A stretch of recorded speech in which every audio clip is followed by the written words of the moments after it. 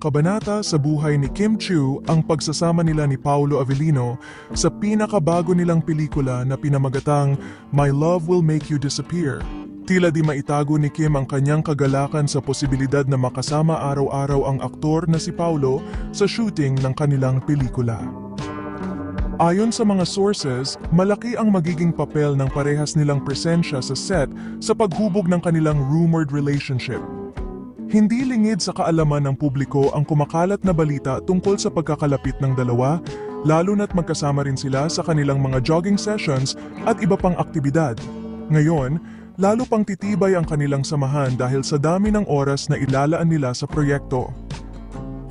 Bagamat wala pang kumpirmasyon mula sa dalawa tungkol sa estado ng kanilang relasyon, kapansin-pansin ang pagiging malapit nila sa isa't isa na nagbibigay ng saya at kilig sa kanilang fans. Marami ang umaasa na maging mas makulay ang kwento ng kanilang pinagsamahan, hindi lamang sa harap ng kamera kundi pati na rin sa likod ng mga ito.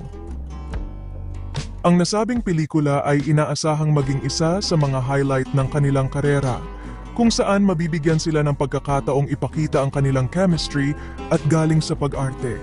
Sa dami ng oras na kanilang ilalaan sa shooting, marami ang naniniwala na mas magiging malalim ang kanilang pagkakaunawaan at paggalang sa isa't isa.